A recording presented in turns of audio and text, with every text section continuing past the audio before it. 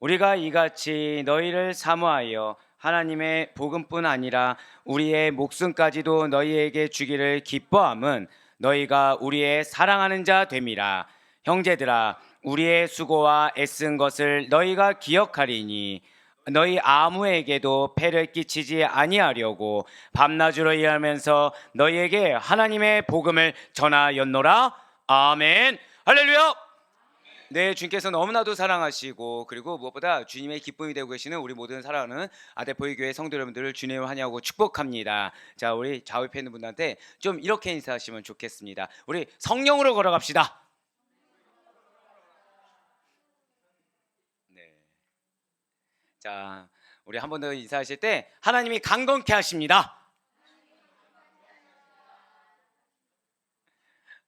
네, 그렇습니다. 우리는 지금 하나님이 강건케 하시는 방법 중에 하나가 무엇일까요? 바로 말씀으로 우리의 영을 강건케 하십니다. 그 말씀으로 우리가 깨달음을 얻어 변화받게 해서 이 세상 가운데 그 변화받은 삶으로 한 줄기 빛과 소금으로 우리를 사용해 주시는 그 놀라운 은혜의 장소에 우리는 지금 놓여져 있다라는 것이죠. 지금 수요 은혜 예배 가운데 우리는 데살로니전서 강의를 통해서 그렇게 은혜 받고 우리의 영성을 우리가 다시 한번 더 강건하게 하며 우리의 삶 가운데 변화받는 은혜의 시간을 가지고 있어요. 자, 데살로니 교회는 어떤 교회라고 여러분들 기억하고 계십니까? 감사합니다. 아, 이게 안 물어봐야지라고 하면서도 중요하다 보니까 개척교회로서 무엇이 있는 교회라고 했나요? 바로 개척교회로서의 기쁨이 있는 교회라고 말씀을 드렸어요. 항상 개척교회이기 때문이 아닙니다. 그들이 개척교회의 정신을 늘 항상 잊지 않고 있었다는 거죠. 두 번째가 무엇입니까?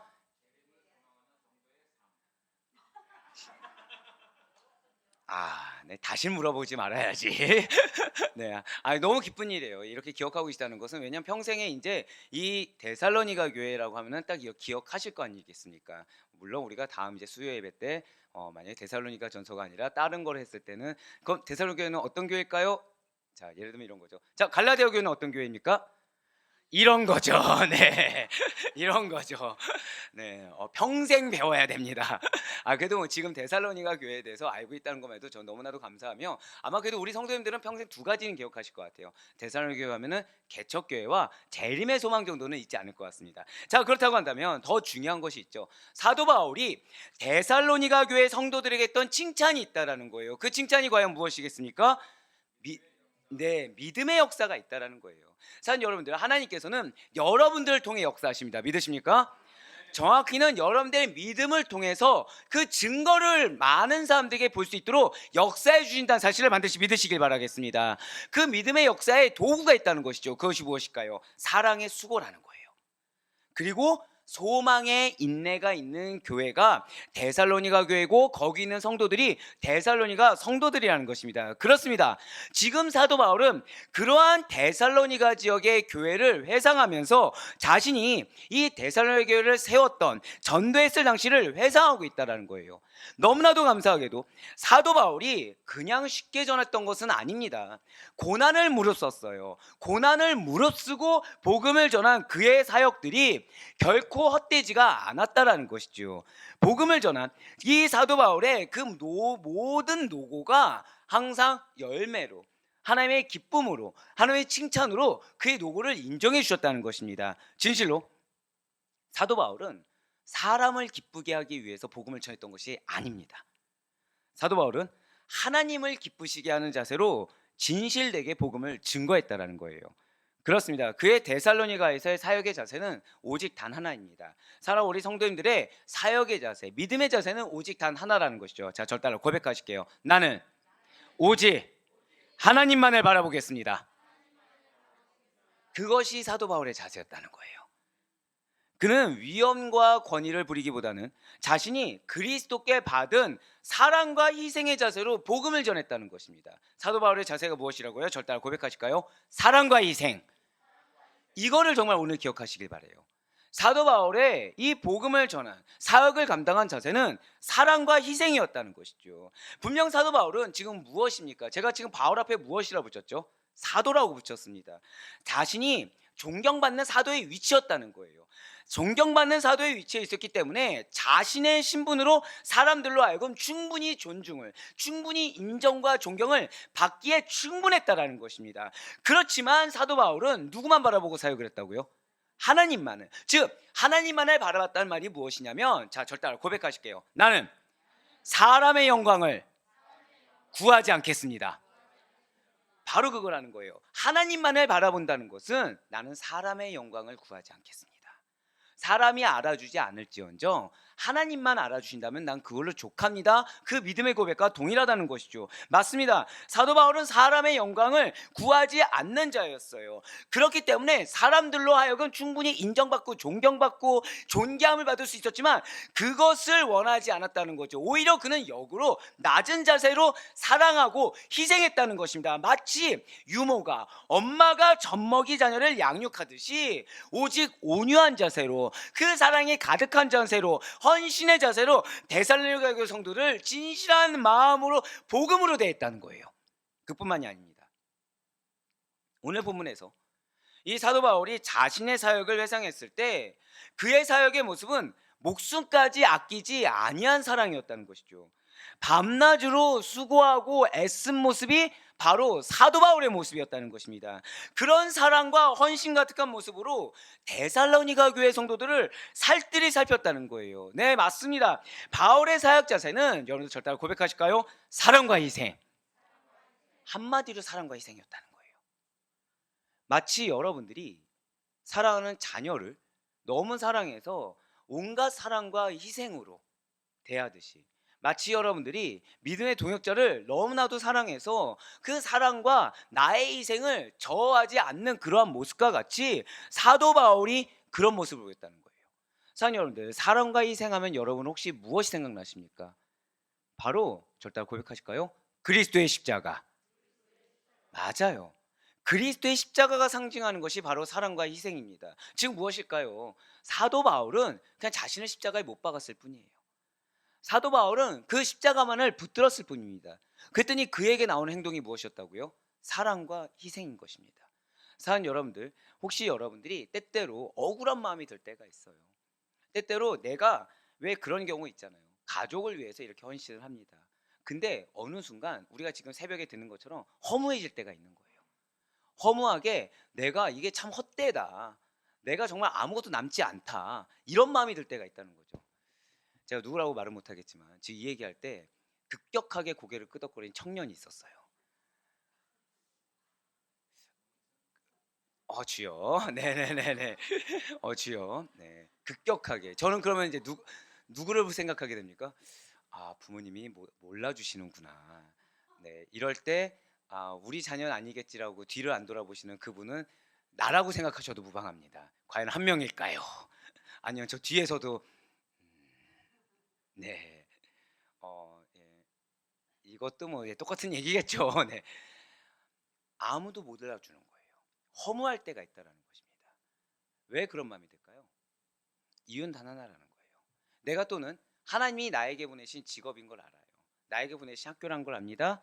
그런데 거기에서 갑자기 내가 하는 만큼 사람들이 안 알아주는 겁니다. 내가 하는 만큼 대가가 안 오는 거예요. 또는 내가 배우자를 위해서 일평생 헌신을 했어요. 근데 내가 배우자에게 유일하게 원하는 한 것을 딱 얘기한 겁니다. 근데 배우자가 들어줘요, 안 들어줘요? 안 들어주는 거예요. 그때 섭섭함과 더불어서 무슨 마음이 들죠? 허무함이 든다는 거예요. 내가 억울한 마음이 든다는 거죠. 내가 그동안 이렇게 헌신했는데, 내가 이렇게 희생했는데, 이거 하나 못 들어줘? 라는 생각이 든다는 것입니다. 왜일까요? 죄송한 말씀이지만 어쩌면 내가 복음을 증거했는데 복음을 안 받아들여서 오는 섭섭한 마음일 수도 있습니다.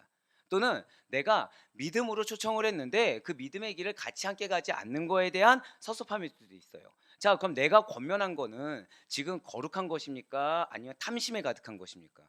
거룩한 게 맞죠. 하지만 사랑하는 여러분들, 끝까지 자신을 십자가에 못 박을 수 있는 우리가 되길 간절히 소망합니다.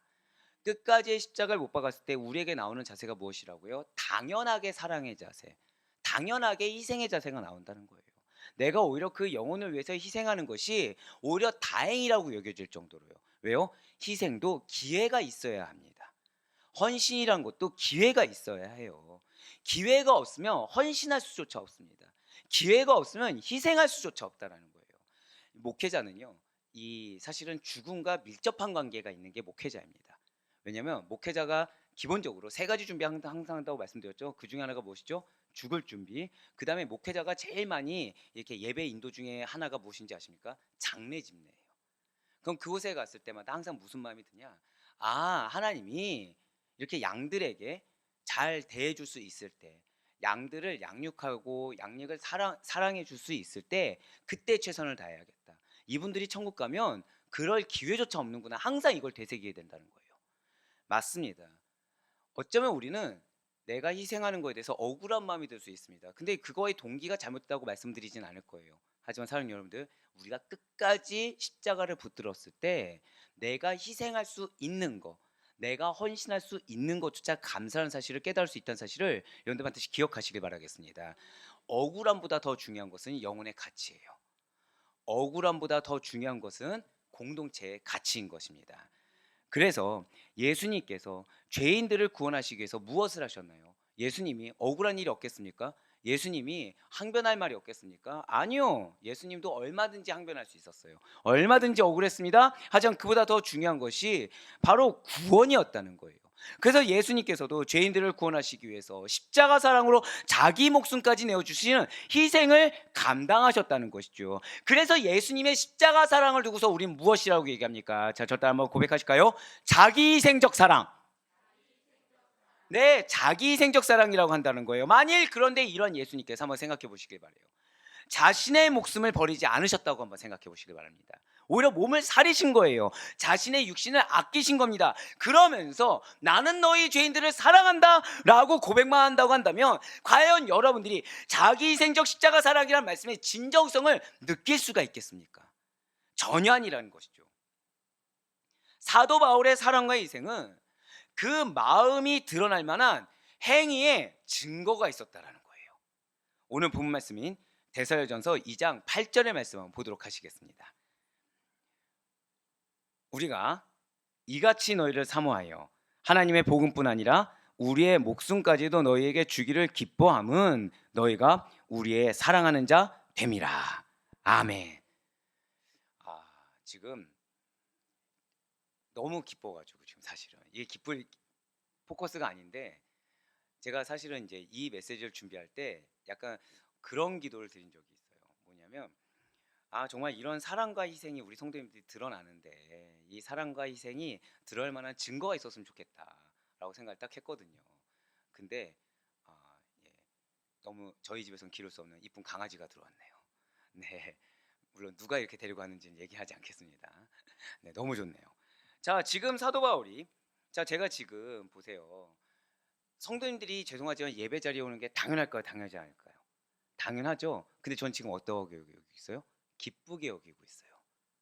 왜 기쁠까요?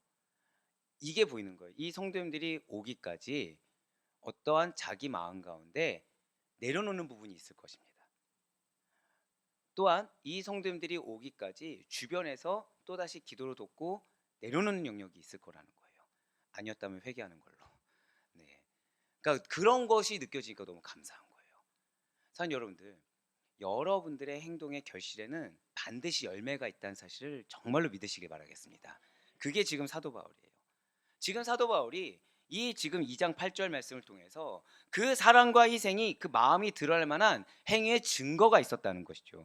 지금 사도 바울은 하나님의 복음뿐 아니라 데살로니가 교인들에게도 자신의 목숨까지도 기꺼이 내어줄 정도로 사랑했음을 고백하고 있다는 거예요. 자, 2장 8절 말씀 한번 다시 한번 더 보시길 바라겠습니다. 2장 8절 말씀 다시 한번 더 보시면 데살로니가 지역에서 고난이 없었던 것은 아닙니다. 고난이 없었던 것은 아닌데 지금 복음을 그 많은 고난 중에서도 불구하고 복음을 전했을 때 데살로니가 교회 성도들에게 자신의 목숨까지도 줄 수 있다고, 자신의 목숨까지도 너희에게 주기를 무엇이라고 말씀하고 있어요? 기뻐하고 있다라고 지금 이야기하고 있다는 거예요. 아니, 어떻게 하면 이러한 고백이 가능한 것입니까? 사도 바울이 지금 그렇게 할 수 있었던 것이 무엇 때문이라고 밝히고 있는 거예요? 사랑 때문이라는 거죠. 바로 이것입니다. 사람 여러분들 반드시 기억하시길 바래요. 복음 전파의 1차적인 원인은 복음 자체가 갖고 있는 생명력이 있습니다. 그 역동성이 있어요. 그리고 그 이면에 계시는 하나님의 섭리 때문이라는 거죠. 그러나 단순히 여기서 멈추는 것이 아니라는 것입니다. 복음이 갖고 있는 어떠한 생명력, 역동성, 하나의 섭리도 맞지만 그것이 무엇을 통해 역사하냐? 저를 따라 고백하실까요? 사랑. 정확히 말씀드릴까요? 복음 전파의 대상에 대한, 그러니까 나에게 맡겨진 그 양과 영혼에 대한 복음 사역자의 사랑도 복음 전파의 현실적인 동력이 된다는 거예요. 그 하나님께서는 사랑을 통해 역사하신다는 거죠. 그러니까 이 영혼이 너무나도 귀한 거예요. 그런데 이 영혼의 상태가 어쩌면 나에게 선대하지 않을 수도 있고요, 나에게 선대할 수도 있습니다. 결국 내 마음을 억울하게 하든 섭섭하게 하든 좋게 대하든 중요한 팩트는 이 영혼이 나에게 붙여진 하나님의 영혼이라는 거예요. 그러면 우리가 이 영혼을 사랑할 수 있다는 거예요. 왜요? 지금 사도 바울과 그 일행들이 데살로니가 교회 성도들에게 복음만을 전한 것이 아닙니다. 목숨까지도 주는 것을 뭐 한다고 했어요? 기뻐한다라고 했어요. 그것이 바로 사랑이라는 거죠. 그런데 왜 이거를 이렇게 사랑할 수가 있냐는 것입니다. 왜냐하면 이 사랑은 인간적인 이기적인 욕망에 따른 세속적인 사랑이 결코 아닙니다. 오히려 이타적인 사랑이에요. 오히려 헌신적인 사랑입니다. 자, 이렇게 사도 바울과 그 일행이 이타적이고도 헌신적인 사랑을 할 수 있었던 이유는 주님께서, 그리스도께서 그들을 먼저 사랑하셨다는 거죠. 그것을 사도 바울은 체감하고 있다는 거예요. 그 일행은 주님께서 나를 얼마나 사랑하셨는지, 그리스도께서 나를 얼마나 사랑하사 희생하시고 헌신하셨는지를 너무 잘 알고 계시다는 거예요. 진실로 여러분들 반드시 기억하셔야 됩니다. 하나님은 여러분들에게 사랑을 주셨습니다. 믿으십니까? 지금 이 순간도 사랑을 주십니다. 왜요? 저 따라 고백하실게요. 나를 통해. 이걸 기억하셔야 돼요. 나를 통해 그리스도의 사랑이 증거되길 원하세요. 그러면 좋아요. 이 그리스도의 사랑이 어떤 사랑인 것입니까? 진실로 그리스도의 사랑이라는 것은 소유하기를 바라기만 하는 것이 아니라 소유하게 되기를 바람으로써 먼저 주는 거라는 거죠. 자, 좀 더 쉽게 말씀드릴까요? 예수 그리스도의 사랑이라는 것은, 예를 들어서 우리 장로님이 예수 그리스도의 사랑이 소유하기를 제가 바래요. 예수 그리스도의 사랑을 경험하길 바랍니다. 그런데 이걸 바라는 것만이 그리스도의 사랑은 아니라는 거예요. 소유하게 되기를 바람으로써, 자, 지금 내가 소유하는 것이 아니라 소유하게 된다고 그랬죠. 결국 장로님이 원해서 소유할 수 있는 것입니까? 하나님이 허락하셔야 소유할 수 있는 것입니까? 허락하셔야 소유할 수 있는 거죠. 그런데 중요한 것이 있어요. 어떻게 하나님이 허락하시는 것을 알 수 있냐는 거예요. 그래서 내가 먼저 그 하나님의 허락하심을 알 수 있도록 주는 거, 이게 그리스도의 사랑입니다. 죄인이 하나님이 나를 사랑하는 걸 어떻게 할 수 있을까요? 예수님께서 우리가 하나님의 사랑을 알길 원하셨다는 거예요. 근데 그냥 말을 해서는 모른다는 거죠. 그래서 예수님께서 사랑의 최고봉을 주셨다는 거예요. 무엇으로요? 자기 희생적인 십자가 사랑으로 주셨다는 거예요. 이게 그리스도의 사랑인 거예요. 많은 분들이 그리스도의 사랑을 이야기합니다. 근데 그리스도의 사랑을 얘기하면서 사실은 그냥 입으로 너무 가볍게 얘기를 해요. 결국 이것은 무엇일까요? 내가 나를 십자가에 못 박지 않고, 내가 그 예수님의 십자가 사랑을 체감하지 않고서는 온전히 그리스도의 사랑을 전한다? 불가능하다는 것입니다. 왜 우리 아델포이 교회의 첫 번째 미션이 무엇이었습니까? 먼저 체험받아라. 이것이 그냥 단순히 말씀으로만 체험받는 것이 결코 아닙니다. 죄송하지만 여러분들, 연단 받는 과정도 체험받는 과정이에요. 더불어서 연단 받고서 내가 새롭게 리뉴얼 되는 것뿐만 아니라 내 기준이 바뀌는 것도 체험받는 것입니다. 거기 하나 더가 뭐예요? 십자가 사랑을 깨닫는 거. 이전에 관념적으로만 알고 있던 사랑에서 끝나는 것이 아니라 정말 나를 얼마나 사랑하시는지, 정말 나를 위해서 어떤 희생을 감내하시는지, 그거를 깨닫는 것도 체험받는 거예요. 내가 여기서 또 중요한 것이 있어요. 좋아요. 네, 그럼 우리 사랑하는 장로님에게 먼저 줍니다. 근데 여기서 중요한 것이 또 하나 있다는 거예요. 내가 주는 것만큼 받는 것이 아니라는 거예요. 하나님께서 우리에게 조건 있이 주셨습니까? 조건 없이 주셨습니까? 그걸 기억하셔야 돼요. 나에게 붙여준 영혼이 있습니다. 근데 이 우리가 이 영혼에 대해서 섭섭함이나 억울함이 생길 때가 있어요. 또는 분쟁이 일어날 때가 있습니다. 왠지 아십니까? 기대하기 때문이에요. 무엇을 기대하죠? 내가 한 만큼 다 받으려고는 하지 않아요. 열을 주면 최소한 얼마는 받으려고 해요? 최소한 하나라도 받으려고 한다는 거죠. 자, 제가 지금 얼마까지 내렸어요? 절반도 아닙니다. 열을 줬더니 몇이요? 최소한 하나라도 받으려고 익어버려야 된다는 거예요. 하나라도 원하는 건 그리스도의 사랑이 아닙니다. 자, 여러분들을 하나님께서 사랑하십니다. 믿으십니까? 그래서 뭐 주셨습니까? 예, 그쵸. 이 웃음 사랑합니다. 왜 웃으셨죠? 여러분들 왜 웃으십니까? 민망하거든요. 내가 준 게 없는 거예요. 내가 준 게 없는 거예요. 근데 하나님이 내가 널 사랑했는데 너 왜 나한테 준 게 없어? 이러십니까? 아니라는 거예요. 그런데 우리는 나에게 영혼을 붙여주셨어요. 하나님 우리에게 뭘 바라시죠? 복음을 증거하라는 거예요. 나의 사랑을 증거하라는 겁니다. 나를 만나게 하라는 거예요. 근데 우리가 나름의 희생을 해요. 나름의 노력을 해요. 그러면서 뭘 바라죠? 뭔가 하나를 바란다는 거예요. 예를 들면 내가 원하는 때 좀 믿었으면 좋겠다. 내가 원하는 때 좀 이런 변화가 있었으면 좋겠다. 내가 생각하는 이 정도 때문에 이게 좀 이루어졌으면 좋겠다. 이렇게 무언가 하나를 바란다는 것입니다. 그런데 하나님은 이것은 그리스도의 온전한 사랑이 아니라고 얘기한다는 거예요. 그래서 제가 좀 몇몇 분들한테는 티조차 내지 말라고 합니다. 저는 티조차. 저는 티를 안 내요라고 했지만 티가 났어요, 안 났어요? 네. 보통 이 타임에 이렇게 기침하시면은 누구나 다 오해를 하게 됩니다. 예, 누구나 다. 이게 저도 지금 당혹스러운 게 제가 생각하고 말한 분들은 따로 있거든요, 지금. 네, 그래서 저는 저 뒤를 보고 지금 얘기했는데 갑자기 앞에서 기침이 쿨럭쿨럭 나오면은 오해를 하게 되죠. 예, 맞습니다. 지금 우리가 기대하는 바가 있는 것은 하나님이 그것이 하나님의 사랑이 아니라는 거예요. 내가 주는 것만큼 하나를 바란다. 이거 이미 바라는 거, 이미 무언가 받기를 원하는 거, 이거는 그리스도의 사랑이 아니라는 거죠. 하나님께서 우리에게 조건 없이 주시는 분으로 계시듯이 우리 역시도 조건 없이 주는 자로 있기를 원하신다라는 거예요.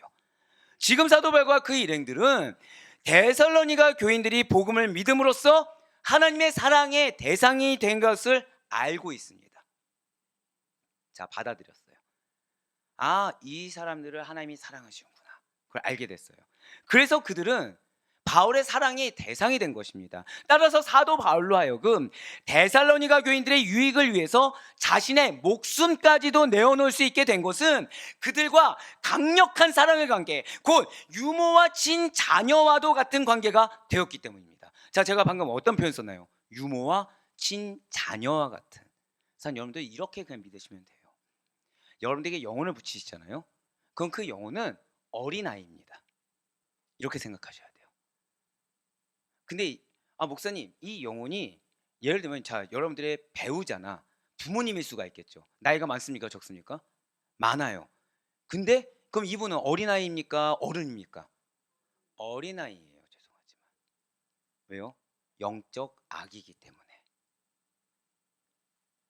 예. 그래서 사도 바울에게 있어서 이 데살로니가 교회 교인들은 무언가를 기대하고 이용해야 할 대상이 아니라 자신이 받은 무조건적인 그리스도의 사랑으로 모든 관심과 모든 은사와 모든 에너지를 쏟아부어야 할 사랑의 대상이었다는 거죠. 자, 지금 사랑의 대상에는 무엇이 필요하다고 제가 말씀드린 거예요? 모든 관심입니다. 그냥 관심 아니에요. 모든 관심과 모든 은사와 모든 에너지를 쏟아 부어야 할 사랑의 대상이에요. 이거 헬라어 원어로 보잖아요. 이렇게 나와 있어요. 모든 것을 쏟아 부어야 할 대상.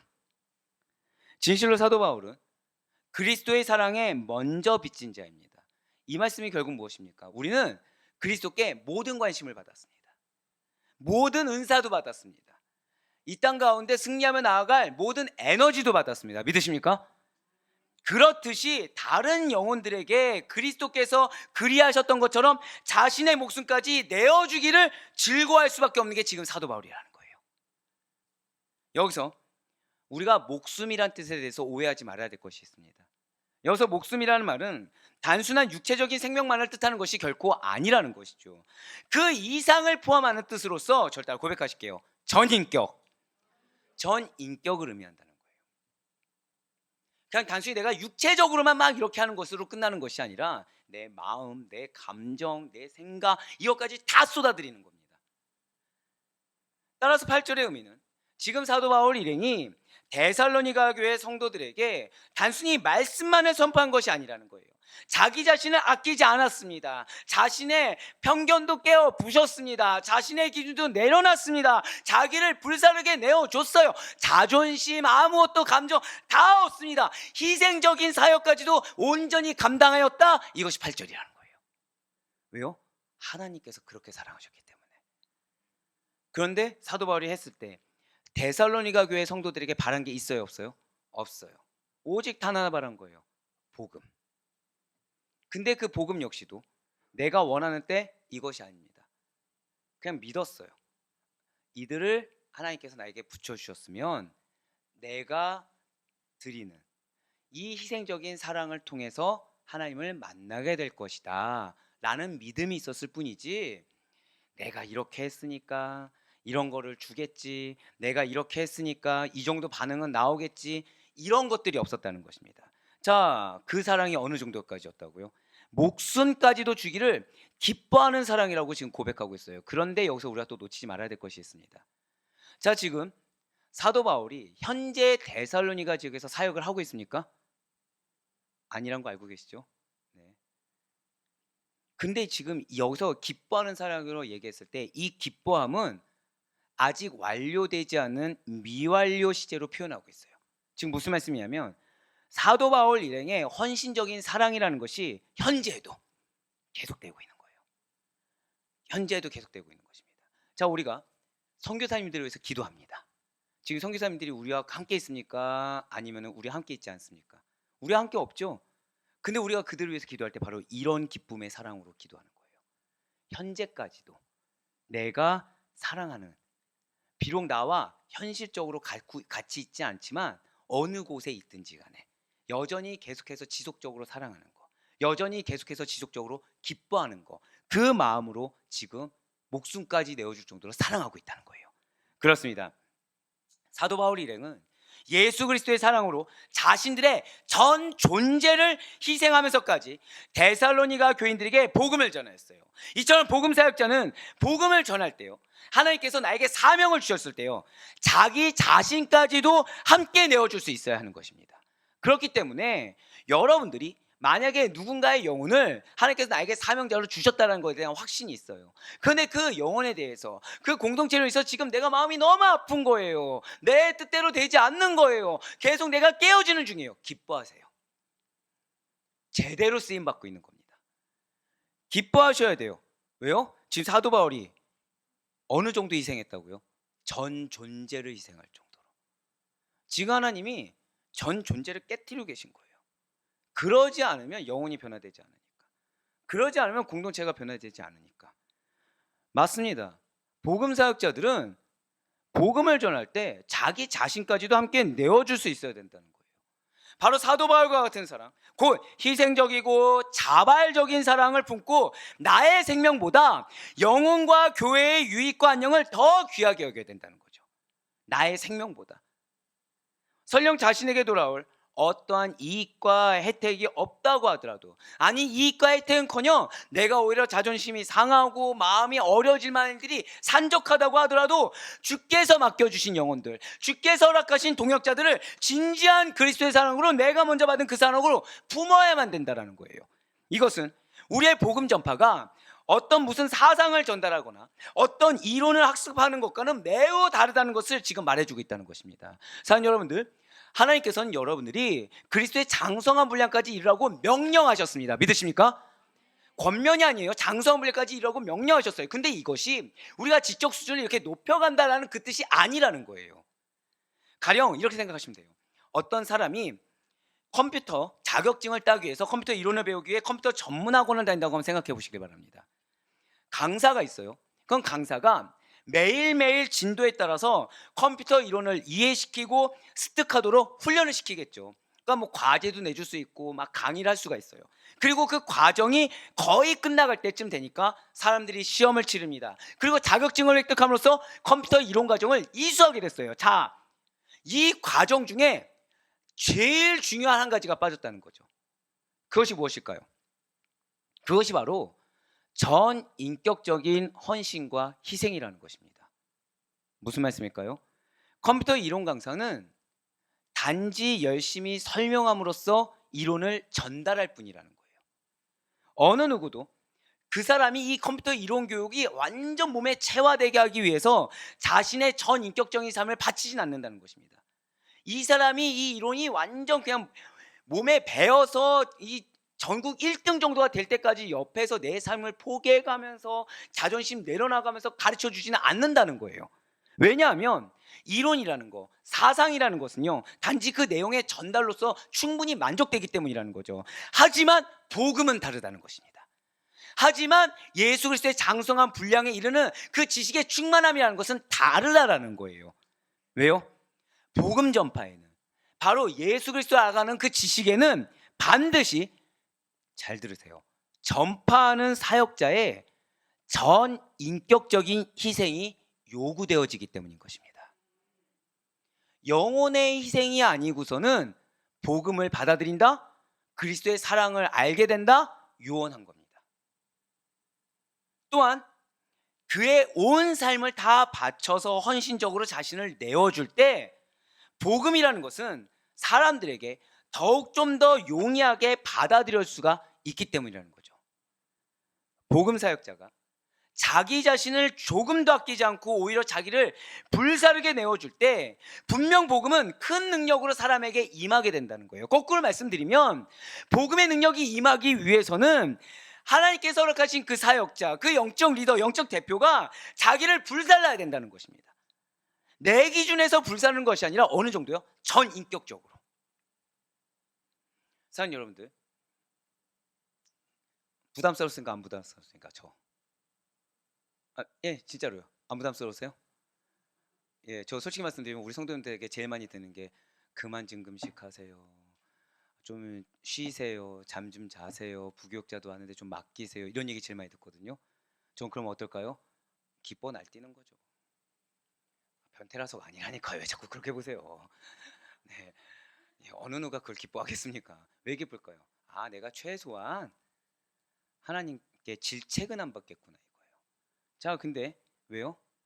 이 정도 해야 복음이란 게 0.1%는 들어갈 수 있겠구나, 이 정도 해야 우리 성도님들이 핑계는 못 대겠구나 할 수 있는 거예요. 자, 예를 들면 그런 거죠. 어떤 한 분한테 지금 그 정도 삶으로 안 됩니다, 그 정도 안 되고요, 하나님의 기준으로 올리세요 라고 딱 제가 얘기를 한다고 생각해 보세요. 그럼 저한테 목사님이나 올리세요라고 할 수 있을까요? 없다는 거예요. 이유는 왜냐면, 죄송합니다, 제가 어떤 분한테 얘기했을 때 그분보다 더한 열심으로 하기 때문이라는 거죠. 근데 거기에서 목사님이니까 그렇게 할 수 있죠 라는 얘기를 못 한다는 거예요. 왜냐면, 죄송해요, 미친놈이니까. 이 인간 진짜 복음이 미쳤구나, 이게 그냥 보이니까. 근데 저라고 해서 그렇게 살고 싶을까요? 왜 그렇게 하는 거죠? 영혼이 중요하기 때문인 겁니다, 여러분. 구원이 중요하기 때문인 거예요. 교회의 존재 가치가 뭐라 말씀드렸죠? 구원이에요, 구원. 근데 하나님이 이 주의 몸된 교회 가운데 누구 세우셨죠? 저와 교역자들을 세우셨고요. 저희 세우신 목적이 뭐라고요? 여러분들을 통해서 누군가가 구원받기를 원하십니다. 여러분들을 통해 누가 변화되길 원하십니다. 근데 중요한 것은 이 세상에 허락해요, 허락하지 않아요? 허락하지 않죠. 그러니까 여러분들을 기준을 올려야 되는 거예요. 자, 이런 하나의 말씀을 알았어요. 그럼 저는 어떻게 해야 되죠? 그 말씀에 저를 내어 맡겨야 되는 겁니다.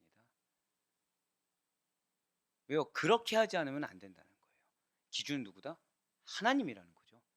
예, 맞습니다. 헌신적인 사랑이 없이는 단 한 영혼도 하나님께 온전히 인도함 받을 수 없다는 사실을 여러분들 반드시 각인하시기 바랍니다. 사랑은 헌신적이어야 돼요.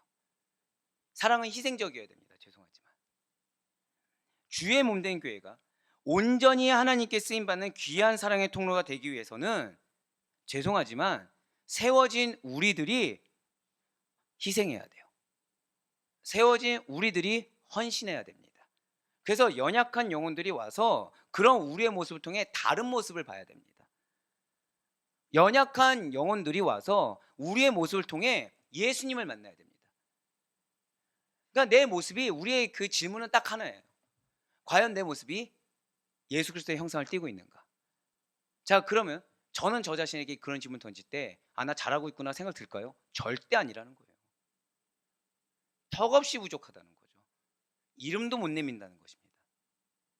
왜요? 예수님이 저에게 베푸신 사랑, 예수님이 여러분들에게 베푸신 사랑, 그 가운데 예수님이 여러분들을 신뢰하사 영혼을 맡기고자 하는 그 여러분들에 대한 기대는 너무 놀랍다는 거죠. 맞습니다. 우리는 교만해서는 안 된다는 거예요.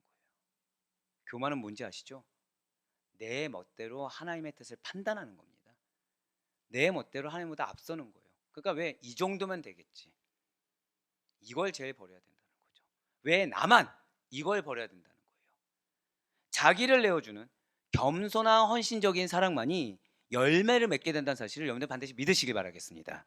사랑하는 우리 아대포교회 성도 여러분들, 우리들에게는요 하나님께서 맡기신 영혼들이 있습니다. 더불어 사명을 감당하게 하신 주의 몸된 공동체가 있다는 거예요.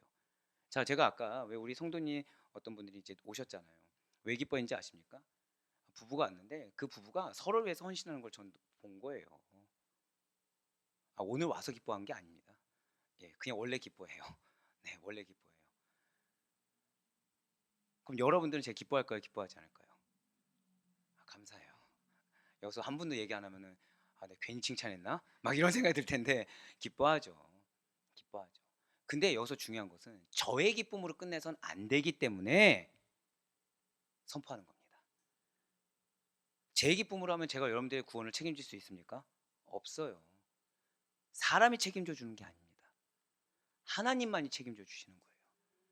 중요한 거는 내가 지금 어떤 상태냐보다 더 중요한 것은 하나님이 지금 나를 어떻게 바라보시는가 제일 중요합니다. 지금 내가 내 상태에 워낙 내 상태에 집중하는 거는 나를 너무 사랑하는 거예요. 자, 근데 오늘 사도 바울은 누구를 사랑했습니까? 자기를 사랑했습니까? 예수님을 사랑했습니까? 예수님을 사랑했어요. 자기를 사랑합니까? 영혼을 사랑했습니까? 영혼을 사랑했다는 거예요.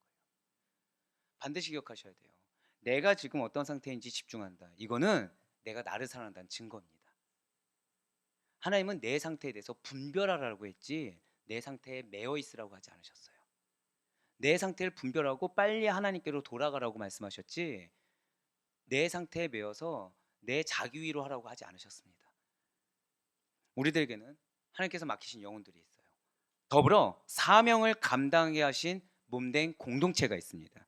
그럼 우리들은 복음을 듣게 되는 영혼들과 사명을 같이 감당하는 공동체에게 우리들의 그리스도의 사랑을 덧입은 전 인격적인 삶을 보여주어야만 하는 사명이 있다는 사실 잊지 마시기 바랍니다.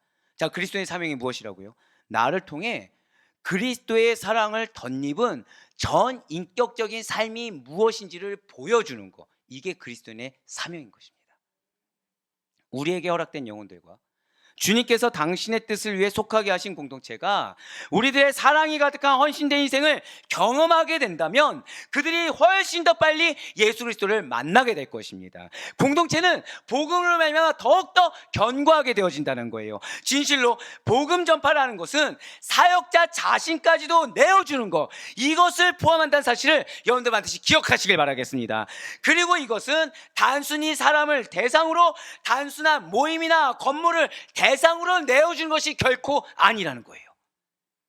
오로지 주님을 위한 겁니다.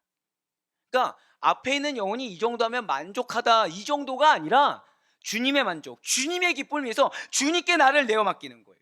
주님을 위해 사랑하는 거고요, 주님을 위해 나 자신의 모든 것을 내어주는 것입니다. 우리가 사랑을 하다 왜 포기하는지 아십니까? 사람을 보니까 포기한다는 거예요. 이것이 주님을 위한다는 걸 모르니까 내가 어떠한 사람 말에 반응을 하거나 내가 어떠한 대가를 자꾸 바란다는 거죠.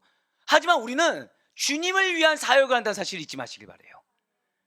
그렇게 해야 우리가 한계가 없는 겁니다. 그리고 이러한 헌신은 결코 낭비가 아니라는 거예요. 어떠한 손해도 아닌 것입니다. 피해를 보는 것도 아니라는 거예요. 사단은 우리가 마치 손해를 보는 것처럼, 피해를 보는 것처럼 계속해서 우리를 현혹합니다. 내가 지금 무언가 세월을 낭비하는 것처럼 현혹한다는 거예요. 그러면서 우리를 누굴 보게 해요? 사람을 보게 합니다. 무엇을 보게 해요? 건물을 보게 한다는 거죠. 하지만 사랑하는 여러분, 우리는 착각해서는 안 됩니다. 우리는 먼저 빚진 자입니다. 믿으십니까? 그럼 우리에게 사명을 주신 것이 무엇이라고요? 당신의 영광을 위해 살라는 거예요. 하나님의 영광을 위해 창조된 존재가 누구이죠? 사람입니다. 사람. 믿으십니까? 그래서 우리의 삶은 다 누구를 위한 것이 되어야 됩니까? 하나님을 위한 거예요. 그런데 우리가 누군가에게 복음을 증거한다고 했을 때 우리가 쉽사리 지칩니다. 왠지 아세요? 이 사람이 보이는 거예요. 사람이. 나는 이 사람을 대상으로 하는 것이 아니라 누구를 위해 헌신하는 거라고요? 주님을 위해서, 하나님을 위해서. 거기에 매개체일 뿐인 것입니다. 그래서 사도 바울이 이렇게 고백하고 있어요. 고린도후서 12장 15절의 말씀입니다. 내가 너희 영혼을 위하여 크게 기뻐함으로 재물을 사용하고 또 내 자신까지도 내어주리니 너희를 더욱 사랑할수록 나는 사랑을 덜 받겠느냐. 아멘. 진실로 사도 바울은 자신이 이러한 사랑의 마음을 가졌기 때문에 주님께서 보내신 사명지가 어디냐가 중요하지 않아요. 그냥 보내셨다가 중요한 거예요. 그 사명지에서 더욱더 열심으로 사람이 어떠한 반응을 보이든지 개의치 아니하고 복음을 전할 수가 있었던 것을 지금 밝히고 있는 것입니다. 그렇습니다. 사도 바울에게는 데살로니가 교회 성도들에 대한 이러한 그리스도의 사랑이 있었기 때문에 실제로 수고하고 애쓰는 삶을 마다하지 않을 수가 있었어요. 자, 수고하고 애쓰는 삶을 마다하지 않을 수 있는 이유가 무엇이라고요? 그리스도의 사랑 때문에. 결국 왜 우리가 교회에서 사역을 감당할 때 쉽사리 지칩니다. 왠지 아세요? 그리스도의 사랑을 체감하지 못하고 있어요. 내가 주님을 위해 사역을 감당하는 것이 아니라 내가 건물을 위해서 영혼이 아니라 사람을 위해서 희생을 하거든요. 그러니까 지치는 겁니다. 그러니까 괴로운 거예요. 뭐만 남죠? 은혜 받은 거 남지 않습니다. 내가 얼만큼 희생했는데 얼만큼 내가 인정받느냐, 내가 얼만큼 노력했는데 내가 지금 얼마만큼 위치가 됐느냐, 얼만큼 내가 열매들이 있느냐, 이거에만 포커스를 맞추고 있다는 거예요. 하지만 사랑하는 여러분들, 우리는 그런 존재가 아닙니다. 우리는 내 눈으로 열매가 있냐 없냐를 판단할 수 있는 존재가 아니라는 거예요. 하나님이 보내셨으면 이미 열매가 있는 줄 믿으시길 바랍니다. 하나에 붙여주셨으면 이미 열매가 맺힌 줄 믿으시길 바라겠습니다. 그 믿음으로 보내신 것 자체가 그럼 결국 나에게 상급이 있는 겁니까 없는 겁니까? 상급이 있는 거죠. 그러니까 보내신 걸로 이미 감사한 거예요. 붙여주신 걸로 감사한 거예요. 이 영혼이 나에게 뭐라 대하든 이건 중요하지도 않아요. 왜요? 붙여주신 것 자체가 이미 은혜인 겁니다. 그러니까 누구를 위해서 난 참을 수 있어요? 주님을 위해서. 누구를 위해 희생할 수 있어요? 주님을 위해서. 누구를 위해 헌신할 수 있어요? 주님을 위해서. 왜요? 이미 나는, 저다 고백하실까요? 나는 이미 은혜를 받았습니다. 예, 이미 은혜 받아서 보내신 거예요. 자꾸 그걸 잊으니까 내가 얼마만큼 했으니 얼마만큼 은혜를 받아야지 하는 대가성 믿음을 자꾸 우리가 믿음이라 할 수 없는 것을 계속 강조하고 있다는 거죠. 하지만 사도 바울은 그렇게 하지 않았다는 것입니다. 사도 바울은 그리스도의 사랑이 있었기 때문에 실제로 수고하고 애쓰는 삶이 특별하지 않았다는 거예요. 그리스도의 사랑의 결실들이 있으니까 이 결실들이 갈라디아 교회처럼 등을 돌리든 말든 이건 중요하지도 않아요. 안타까움은 있을 수 있겠죠. 데살로니가 성도들처럼 순적하든 아니하든 중요하지 않아요. 기쁨은 있을 수 있겠죠. 중요한 건 무엇이다? 주님이 나를 보내셨다. 오늘 보면 데살로전서 2장 9절 말씀 보시길 바라요. 형제들아, 우리의 수고와 애쓴 것을 너희가 기억하리니 너희 아무에게도 폐를 끼치지 아니하려고 밤낮으로 일하면서 너희에게 하나님의 복음을 전하였노라. 아멘. 지금 사도 바울이 무엇이라고 고백하고 있습니까? 자신들의 수고와 애쓴 것을 데살로니가 교회 성도들이 기억하고 있다라고 고백하고 있어요. 자, 여기서 제가 지금 빨간색으로 표시해 드렸죠. 수고가 무엇입니까? 수고는 육체적인 피로를 낳는 고된 일을 의미합니다. 즉 녹초가 될 정도로 피곤해지는 정도의 것으로서 굉장히 힘에 부치는 힘든 일이 수고예요. 애쓴 것은 무엇이죠? 힘들고 어려운 노역과 노고를 의미한다는 것입니다. 자, 이러한 단어의 표현, 즉 너무나도 힘든 거, 견디기조차 힘들고 괴로운 거, 이거를 그냥 수고와 애쓴 거로 표현했다고 한다면, 이러한 단어의 표현은 사도 바울과 그의 일행들이 복음을 전하는 선교로서 그들의 직무가 얼마나 고되고 얼마나 감당하기가 힘든 일인지를 짐작하게 한다는 거예요. 더군다나 사도 바울은 데살로니가 교회 성도들에게 경제적으로 짐을 지우지 않기 위해서 천막을 만드는 생계사업까지 병행했기 때문에 더욱더 힘들었다는 거죠. 왜 그렇게 한 것입니까? 왜 그렇게까지 할 수가 있었던 것입니까? 지금 기억한다는 그 다음 말씀에 무엇이라고 지금 빨간색으로 표시가 되어 있죠? 너희 아무에게도 무엇하려고요? 폐를 끼치지 않으려고 했다는 거예요. 바로 이것입니다. 진실로 사도 바울은 사역을 하면서 성도들에게 지워지는 경제적인 부담과 짐을 지우지 않게 하려고 했다는 거예요. 사도 바울과 그 일행들의 선교 사역의 정신은 복음을 받는 영혼들에게 어떠한 경제적인 부담도 지우지 않는 가운데 오직 복음만을 효과적으로 받아들일 수 있도록 전하고 돕는 거라는 거죠. 복음을 받아들이는 데 있어서 그냥 단순히 물질만 생각하시면 안 됩니다.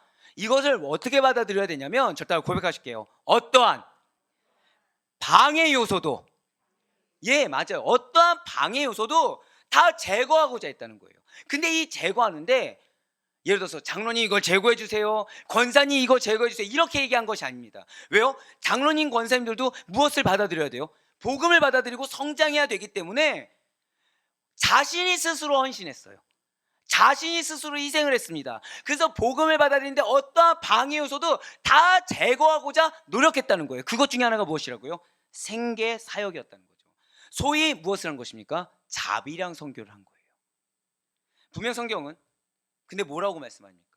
일을 하는 자가 자기의 삭슬 받는 것이 당연합니까? 당연하지 않습니까? 당연하며 신령한 것으로 먹인 자가 물질적인 것으로 거두는 것이 당연하다라고 사실 증거하고 있어요. 사도 바울 역시 이러한 성경의 진리에 대해서 너무 잘 알고 있었다는 거죠. 그러니까 수고하는 자가 이 삭슬 받는 거 당연하고, 신령한 거, 그러니까 말씀으로 영적인 걸로 먹이고서 물질적으로 받는 것이 너무 당연한 성경의 진리인 걸 알고 있었다는 것입니다. 고린도전서 9장 9절부터 11절 말씀 보시길 바래요. 모세의 율법에 곡식을 밟아 떠는 소에게 망을 씌우지 말라 기록하였으니 하나님께서 어찌 소들을 위하여 염려하심이냐, 오로지 우리를 위하여 말씀하심이 아니냐, 과연 우리를 위하여 기록된 것이니. 자, 뭐라고 말씀하십니까? 밭 가는 자는 무엇을 가지라? 소망을 가지고 갈며, 곡식 떠는 자는 또 뭐라고 말합니까? 함께 얻을 소망을 가지고 떠는 것이라. 그가 즉 소망의 결실이 있다는 거죠. 노력한 만큼 결실이 있다는 것입니다. 그 다음 뭐라고 말씀하나요? 우리가 너희에게 신령한 것, 그러니까 복음을 뿌렸은즉 너희의 육적인 것, 물질적인 것, 세상을 살아가는 필요를 거두기로 과하다 하겠느냐. 그렇습니다. 지금 사도 바울과 그 일행들에게는 보장된 권리가 있어요, 없어요? 있다는 거예요. 사도로서 신령한 것을 증거하는 자, 복음 전파자, 복음 사역자로서 자신들에게 보장한 권리가 엄연히 존재하고 있다는 것입니다. 그럼에도 불구하고 이 보장된 권리를 사용하지 않아요. 제한됐다는 거죠. 왜 그런 것입니까?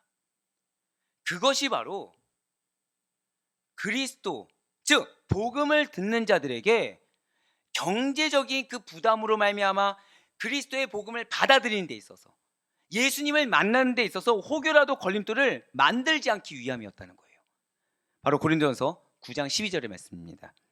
다른 이들도 너희에게 이런 권리를 가졌거든 하물며 우리일까 보냐. 그러나, 자, 빨간색 글씨 보시길 바래요. 우리가 이 권리를 쓰지 아니하고 범사에 참는 것은, 자, 지금 범사에 어떤다고 하고 있어요? 사도 바울도 참고 있는 거예요. 얼마나 유혹이 있겠습니까? 도움을 받으면 좀 더 편하게 복음 전파를 할 수 있는데, 복음 전파에 좀 더 힘을 낼 수 있는데, 그런 유혹에 넘어가지 않았다는 거예요. 왜요? 그리스도의 복음에 아무 장애가 없게 하려 함이라. 지금 아무 장애라고 했어요. 그러니까 단 0.001%조차 허락하지 아니하겠다는 것입니다. 왜요? 저 다 고백하실게요. 구원이, 영생이 제일 중요합니다. 바로 그거라는 거예요. 구원이 제일 중요하기 때문이에요. 복음이 제일 중요하고 영생이 제일 중요하기 때문에 지금 내가 겪고 있는 화급함 잠시 참는 겁니다. 지금 내가 겪고 있는 노고 잠시 참는 거예요. 왜요? 이 영혼들이 내가 지금 이 물질로 인해서 이 경제적인 부담을 조금 지는 걸로 인해서 복음이 100% 들어갈 수 있는데 그것이 99%로 들어간다. 이걸 용납하지 못하는 겁니다. 온전히 예수님을 만나기만 하면 된다는 거. 무엇을 통해서요? 저 다 고백하실게요. 자기 희생, 자기 헌신. 맞아요. 우리가 왜 참아야 되는지 아십니까? 우리가 날 제어를 왜 해야 되는지 아십니까? 바로 이거예요. 여러분들이 희생하지 않아서가 아닙니다. 여러분들이 헌신하지 않아서가 아니에요. 근데 때로 하나님께서 여러분들을 질책하기도 하시죠. 왜요? 하나님께서는 여러분들을 정말 크게 쓰길 원하십니다. 믿으십니까? 저 또 고백하실게요. 나를 바울과 같이 믿으시길 바랍니다. 그래서 바울과 같이 이만큼도 허락하지 않아야 하시는 거예요. 사단이 지금 바울이 몇십 명이 생기는 걸 원할까요? 원치 않을까요? 원치 않는 거죠. 그러니까 자꾸 포커싱을 어디다 두는 거예요? 나에게 두는 겁니다. 그걸 버리셔야 돼요. 하나님이 나를 알게 하는 것은 딱 하나입니다. 내가 지금 얼마만큼 믿음에서 멀어졌는지 분별하기 위한 용도를 알게 하시는 거지, 내 지금 마음 가운데, 내 감정 가운데, 내 생각 가운데 매일하고 알게 하신 것이 아니에요. 분별의 용도지 미혹의 용도가 아니라는 것입니다. 그렇습니다. 사도 바울과 그 일행들은 복음을 듣는 이방인들의 그 영혼들의 경제적인 부담 그 자체보다도 그 부담으로서 발생할 수도 있는 복음에 대한 배척을 더 우려하고 있어요. 그럼 그렇지. 순회 전도단이랑 똑같아. 지식을 돈으로 파는 그 철학가들과 똑같아. 이걸 제일 두려워했다는 거예요. 그래서 그들로부터 어떠한 물질적인 보상도 받지 않으려고 했던 것입니다. 모든 것이 가해요. 하지만 모든 것이 다 유익한 것은 아닌 것입니다.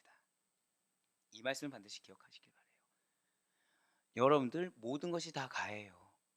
하지만 모든 것이 다 유익한 것은 아닙니다. 정답이 아닌 거예요. 사도 바울과 일행들은 이렇게 데살로니가 성도들에게 재정적인 부담을 끼치지 않게 원했습니다. 그 필연적으로 무엇을 해야 돼요? 밤낮으로 힘써 일할 수밖에 없었다는 거예요. 그렇다면 사도 바울과 일행들이 밤낮으로 힘써 일한 것이 무엇이겠습니까? 그것이 바로 천막 만든 일이었다는 거죠. 이에 대해서 사도행전 18장 3절 말씀이 이렇게 증거하고 있습니다. 생업이 같으므로 함께 살며 일을 하니 그 생업은 천막을 만드는 것이었더라. 당시 천막은 주로 이제 길리기아 지방에서 나는 염소 가죽으로 만들었습니다. 그것이 질기고 튼튼하다고 해서요. 근데 사도 바울이 어디 출신이죠? 바로 길리기아의 다소 출신입니다.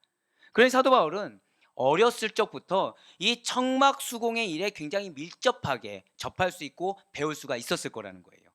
그러한 바울에게는 지금 그러면 자신의 이 천막 수공에 대한 기술 가지고 경제적으로 안정된 삶을 살 수 있을까요? 없을까요? 자, 지금 천막은 길리기아 지방이라는 곳의 특산품입니까? 아닙니까? 왜 우리가 지방에 어디가 제일 유명하게 난다 하면 우리 이걸 뭐라고 하죠? 특산품이죠. 그러면은 그 지방에서는 이 특산품을 가지고 뭐 합니까? 생계를 유지하죠. 경제적인 안정을 그 특산품으로 꾀합니다. 사도 바울은 가능할까요? 불가능할까요? 가능했다라는 거예요. 그렇게 할 수 있었다는 거죠. 얼마든지 경제적으로 안정된 삶을 영위할 수가 있었다는 것입니다. 단순히 지식이 많은 거 말고도 이 길리기아 다소 출신으로서 이 염소 가죽으로 천막을 만드는 거 가지고 얼마든지 경제적으로 안정화를 꾀할 수가 있었다는 것입니다. 하지만 그것이 먼저가 아니었다는 거예요.